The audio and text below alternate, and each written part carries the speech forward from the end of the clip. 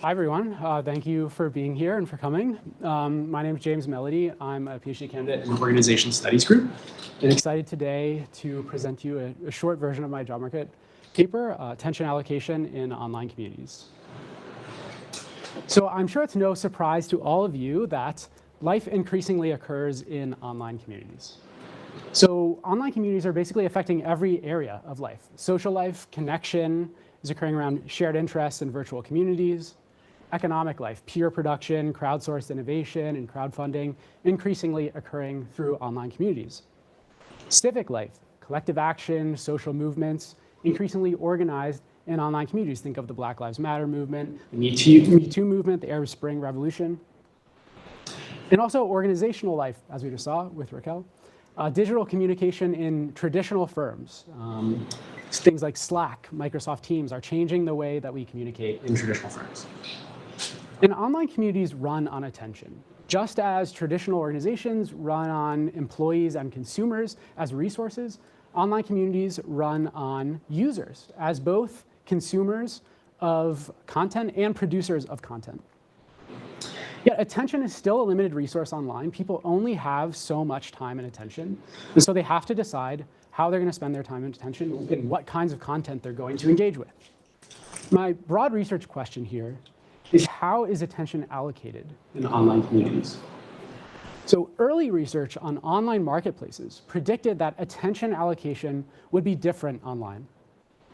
So first I want to talk about how resources or attention is often allocated in offline markets, offline settings. And so it's often described by a power law curve, which is represented here, where there's a small set of generic producers or generic content that attracts the bulk of attention, and sort of a long tail of niche content that attracts much smaller proportion of attention. So if you think of the film industry, there's going to be a small set of blockbuster films getting the vast majority of ticket sales, and a much larger number of more specialty or niche films getting much smaller ticket sales. So this research predicted that the internet would change this. Attention would be more evenly distributed across different kinds of content online. Why? So the main reasoning was that the internet reduces search and distribution costs, enabling users to move beyond the generic offerings and to actually find those more niche offerings that really match their preferences and tastes. Yet a lot of evidence in research since that time has shown power law dynamics sort of being reproduced online. In online marketplaces, there's been some evidence of a more even distribution, but also some evidence that there are power law dynamics, basically winner-take-all dynamics. Those generic offerings are kind of getting more and more attention online. In research specifically on online communities, power laws characterize many dynamics. The users that people decide to engage with, the particular posts that people decide to engage with, can be represented by power law distribution. So what about this promise of the internet to create a more even distribution of attention? Was that kind of an empty promise, or was there something to that? Well, these low search costs do change attention dynamics online in a way that I argue is really important. So they allow users to engage with multiple communities, right? And most existing studies of attention dynamics online look at the distribution of attention, however, to different communities or product types online. And this may overlook how connections between communities are different online. So because users can engage with multiple communities at the same time, the way that these communities are connected in terms of their users may have shifted. So to look at this online, I take an ecological lens. So I examine the position of online communities in a competitive network of user resources. And most existing ecological work looks at more traditional product markets offline. And in that work, they equate a firm's structural position in the resource space with the cultural taste that that firm is targeting. What that means is that generic and niche producers are located in separate market locations, and they're relying on entirely separate resources and very few connections between. So to go back to that example of the film industry, you have film moviegoers who are basically either going to the multiplex to see the blockbuster films, or they're going to the art house to see the indie films. There's not that much overlap, not that much connection between these two different kinds of offerings. However, as I was talking about before, online, users can potentially engage with multiple cultural tastes. So in my analysis, I need to allow for the possibility that structure and culture may be decoupled. An individual user as a resource isn't tied to one particular taste. They can maybe explore more than one taste. And so to do that, I independently measure structure and culture, and I account for the fact that communities can capture attention in different ways, specifically growth in terms of the number of users that a particular community attracts versus what I call engagement, or the number of comments per user. And so I explore this in the setting of Reddit. It's cool to see the other project on Reddit today. But I take a more macro lens looking at a bunch of different subreddit communities. So over 14,000 subreddit communities. I look at over 2 billion comments and from 7 million unique users. The data comes from a 5-year period in Reddit. My main analysis is to model 2 outcomes of subreddit success on structure and culture. So my key independent variables are, first, structure.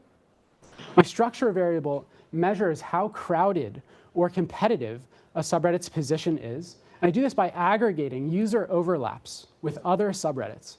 And I give more weight to larger partner subreddits. So this means that it's basically a representation of distance from the most competitive areas.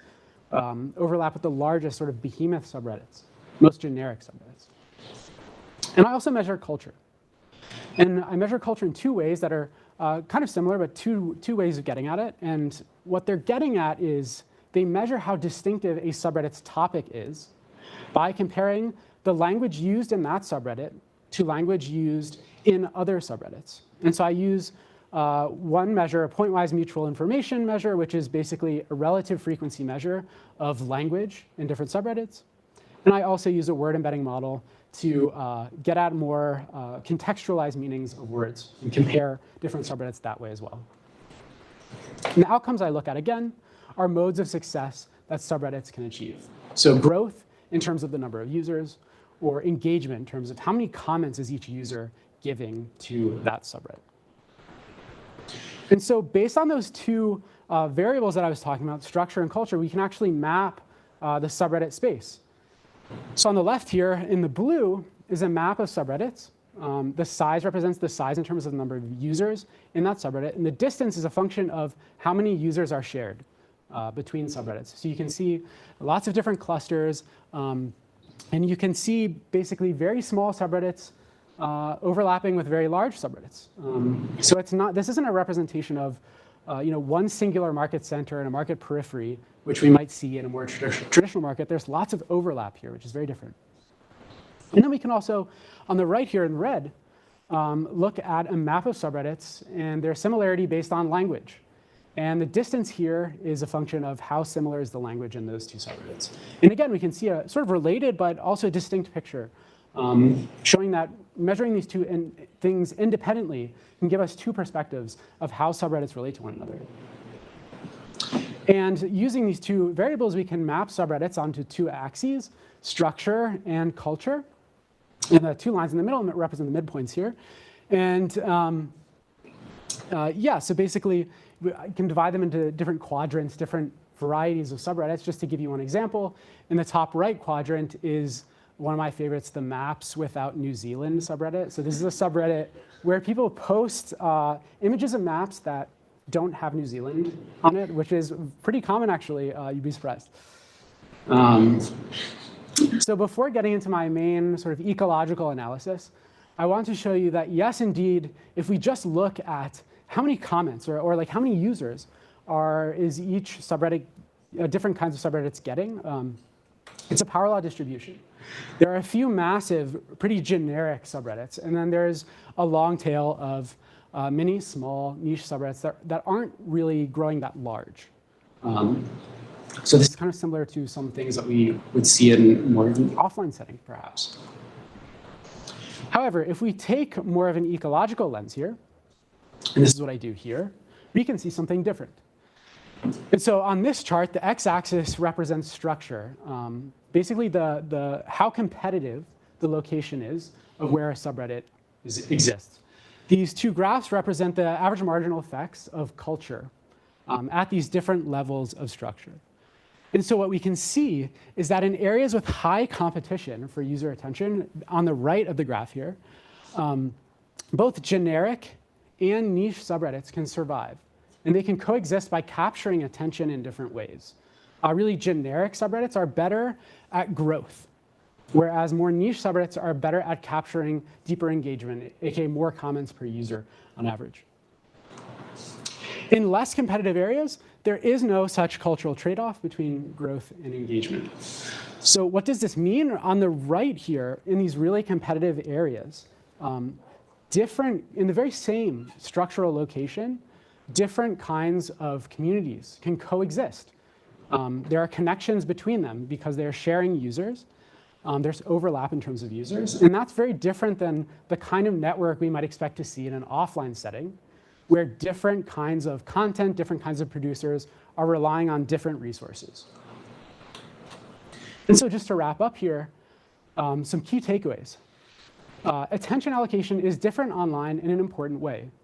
Niche communities can occupy prominent positions in the ecology next to the largest generic communities, rather than being relegated to the periphery, which is what happens in many offline markets.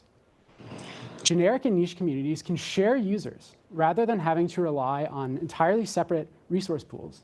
And so what that means in reality is that there's lots of cross-pollination in terms of users, cross-cutting discussions.